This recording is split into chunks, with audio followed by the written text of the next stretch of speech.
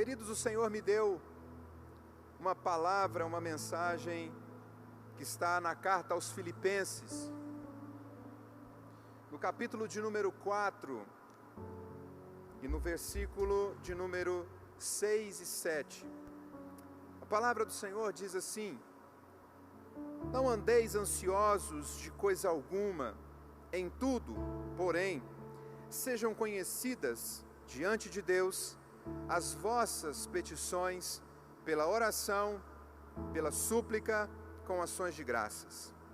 E a paz de Deus, que excede todo o entendimento, guardará o vosso coração e a vossa mente em Cristo Jesus.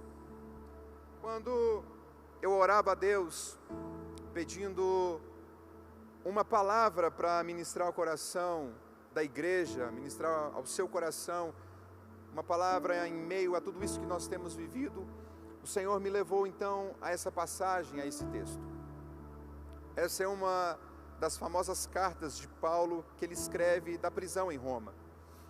E é uma carta recheada de alegria, porque apesar de Paulo estar preso, a igreja em Filipos, ela percebe algumas necessidades que Paulo tem e envia, através de um homem chamado Epafrodito, uma oferta para suprir a necessidade de Paulo, que está preso em Roma.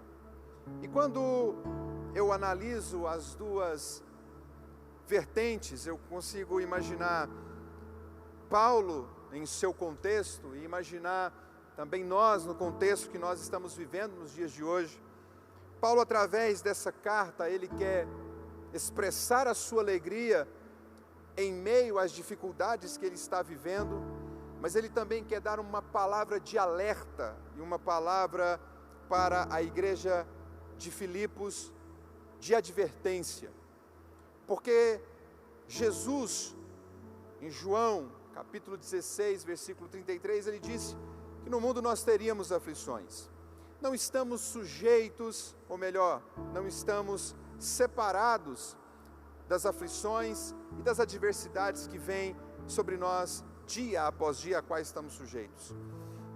Mas o que Paulo quer alertar a igreja em Filipos é de algum problema que poderia sobrevir sobre aquele povo, alguma crise que poderia estar vindo sobre aquela igreja e que na verdade eles precisavam estar preparados também para o dia mau.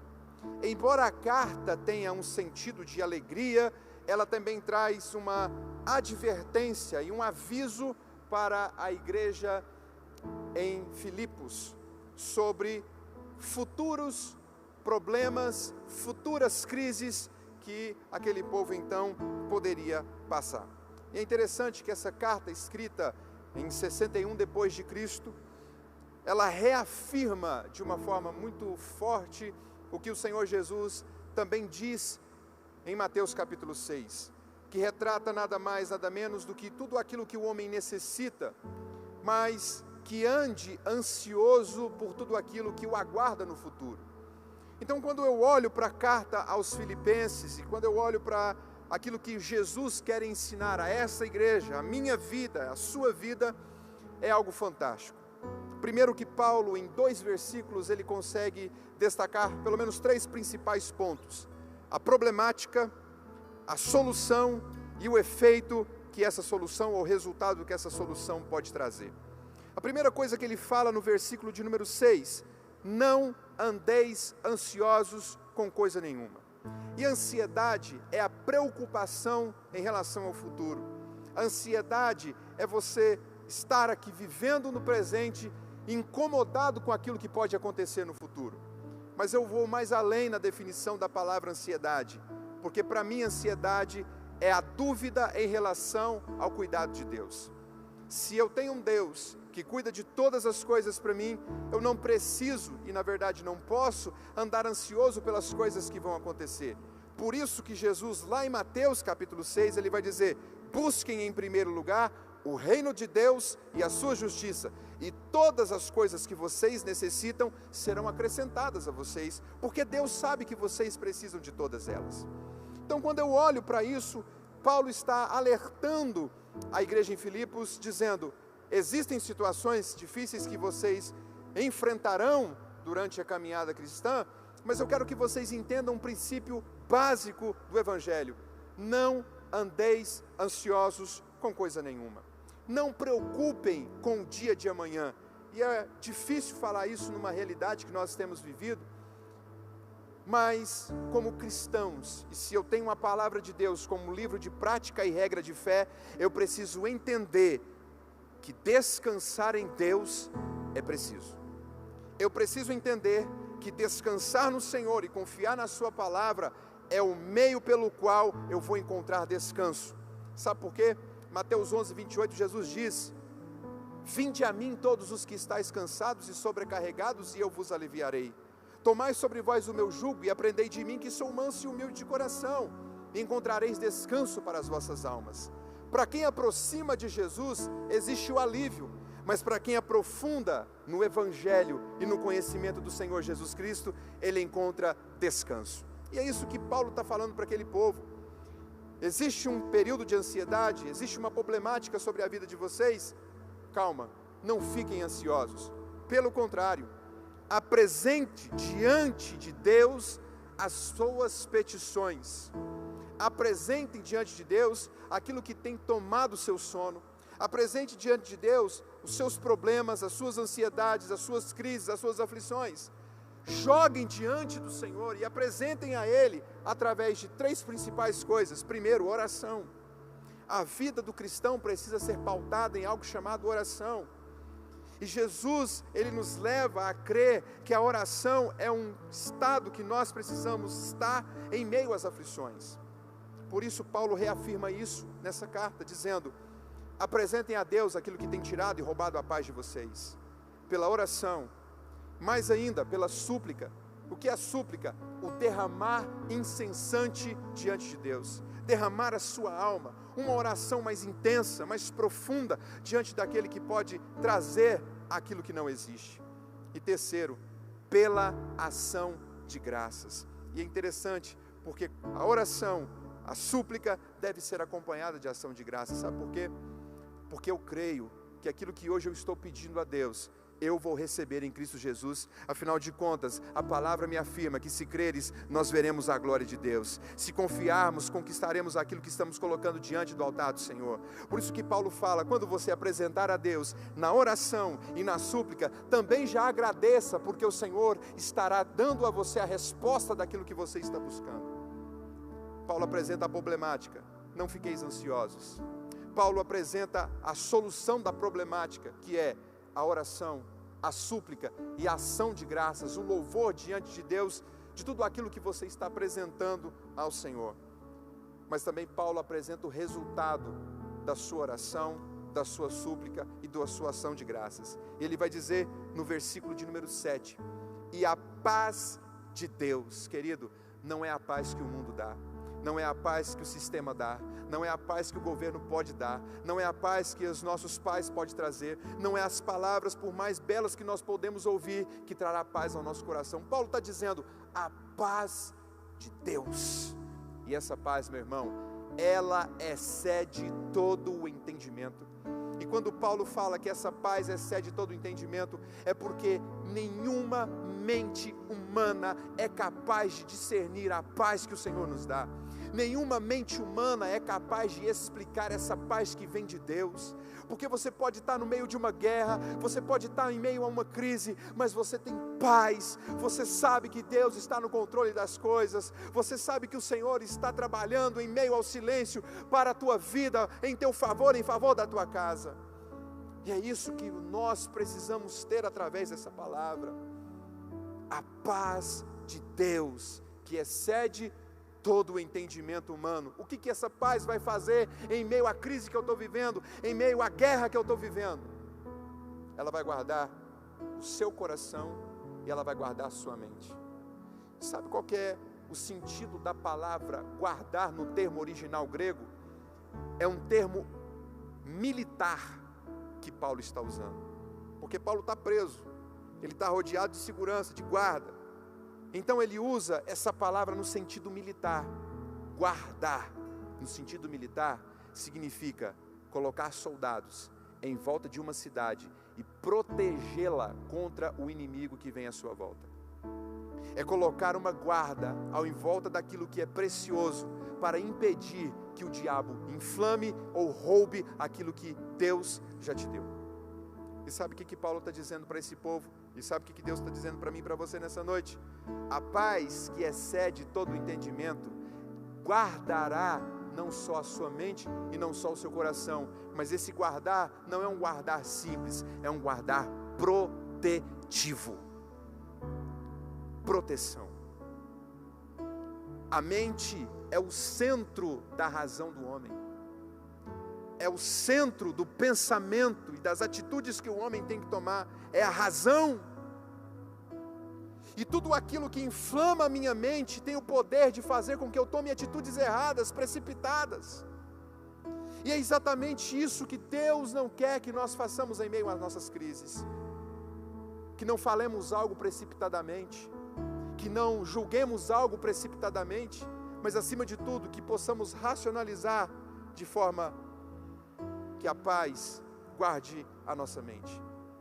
Não tomemos nenhuma atitude precipitada, ou pensemos algo precipitado, porque essa paz guardará. É a mesma coisa de blindar a sua mente com todo o lixo que às vezes o diabo quer jogar na sua mente. E sabe mais? A palavra de Deus diz que não só a mente será guardada, mas também o coração será guardado. E o coração é o centro das emoções. Sabe o que tem dominado essa geração? Sabe o que tem dominado esse povo no meio dessa crise? Algo chamado medo, algo chamado desespero.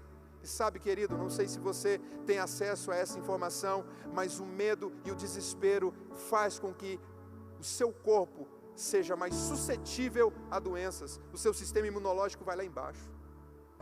E sabe qual que é o reflexo da palavra de Deus? É gerar em nós uma fé tamanha a qual nós não possamos temer e não desesperar em meio às crises, porque a palavra de Deus diz que essa paz também guardará o nosso coração. Querido, eu quero ministrar isso nessa noite. A paz que excede todo o entendimento, a paz que excede todo o entendimento será a guarda do seu coração, será a guarda da tua mente. Mas para que isso seja uma realidade na minha vida e na sua vida, é necessário apresentar diante de Deus as nossas petições, pela oração, pela súplica e pela ação de graças. Se tem algo tirando a sua paz, se tem algo deixando você ansioso pelo dia de amanhã, eu quero que hoje, lançar esse desafio na sua vida, hoje, eu quero que você lance isso aos pés de Jesus. Eu quero que você entregue isso nas mãos de Deus. Eu não quero que você tome partido de A ou B. Eu não quero que você discuta, como eu estou vendo nas redes sociais, a discussão em massa por algo que está acontecendo e que interfere diretamente na minha e na sua vida. Não, porque se nós orarmos o tanto quanto estamos comentando nas redes sociais, o Senhor já teria mudado isso há muito tempo. Eu quero lançar esse desafio na sua vida. Ao invés de questionar, vamos orar a Deus. Ao invés de preocupar, vamos apresentar ao Senhor qual é o nosso problema, qual é a nossa aflição e aquilo que tem roubado a nossa paz nesses dias de hoje. Ore, suplique, mas não se esqueça de agradecer a Deus por aquilo que Ele já está escrevendo como vitória certa na minha e na sua vida. E sabe, você não saberá explicar a paz que virá sobre a sua vida.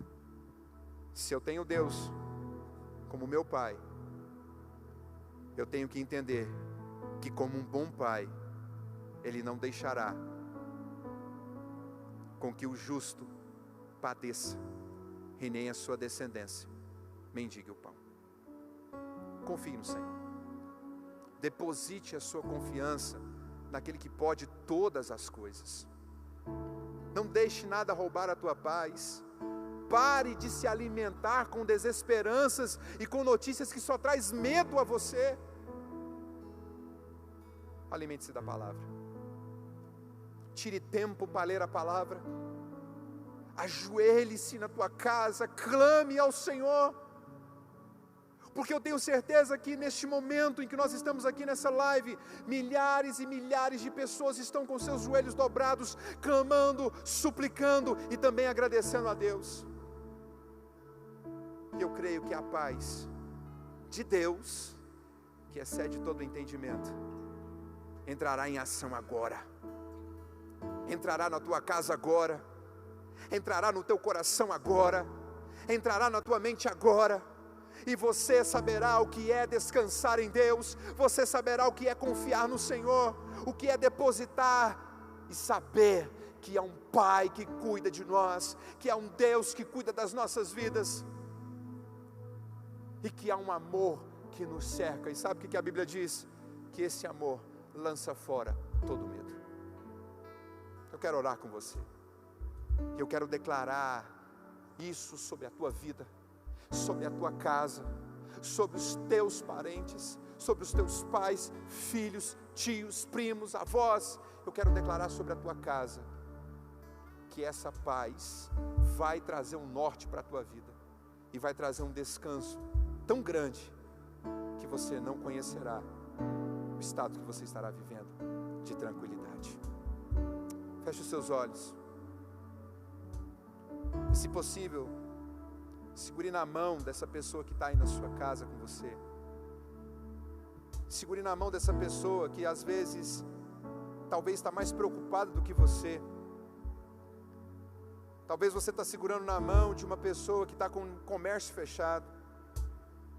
Talvez você está segurando na mão que tem a incerteza se esse vírus complicará a sua saúde ou não. Talvez você está segurando na mão de alguém que está perdendo as esperanças, porque não consegue enxergar um futuro promissor. Quando o salmista, no Salmo 121, ele escreve: eleva os meus olhos para os montes, de onde me virá o socorro? O meu socorro vem do Senhor, que fez os céus e a terra. Eu não sei se você sabe, o Salmo 121 é um salmo de romagem, é um salmo onde os peregrinos cantavam para ir a Jerusalém. E a geografia de Jerusalém, de Israel, é uma geografia totalmente montanhosa. E ao passar pelos caminhos, eles olhavam para os montes aonde ficavam os altares dos deuses. Mas o salmista, ao escrever este salmo, inspiradíssimo por Deus, ele diz: eu olho para os montes. E trazendo para a nossa realidade, eu posso dizer: eu olho para o governo, eu olho para as autoridades, eu olho para as circunstâncias, eu olho para os problemas, mas eu não consigo enxergar que o meu socorro vem desses lugares. Não, porque o meu socorro não está nos altos montes, mas o meu socorro está no lugar muito mais elevado, chamado trono da graça de Deus. E é para esse lugar que eu estendo as minhas mãos, é para esse lugar que eu fito os meus olhos, porque eu sei que é de lá que procede o socorro, que vem a salvação.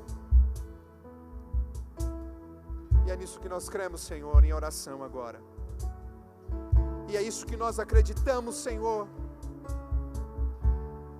Não acreditamos, ó Deus, que o nosso socorro pode vir de nada a nível tangível, mas o nosso socorro está no alto e sublime trono da graça de Deus.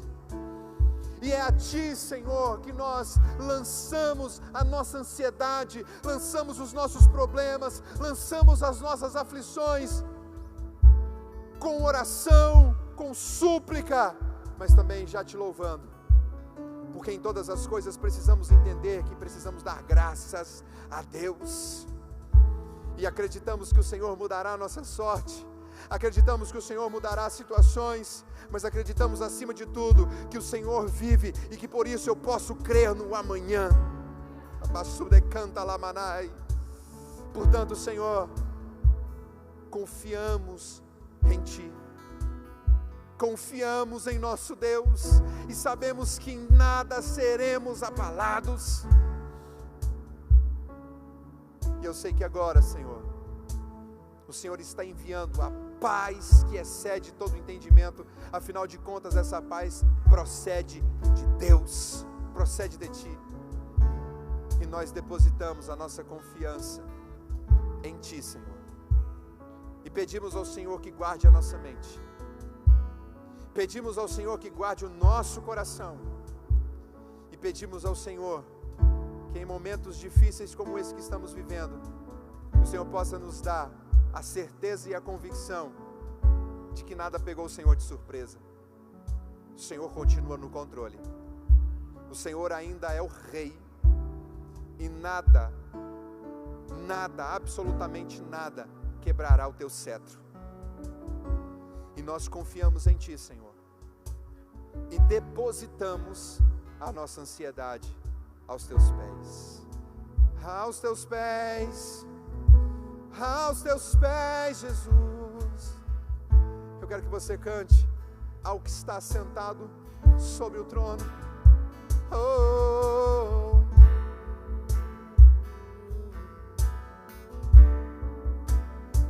Quero que você deposite isso aos pés daquele que está sentado sobre o trono. E com uma ação de graças você agora adore ao Senhor na beleza da Tua santidade. Vem comigo. Ao que está sentado sobre o trono.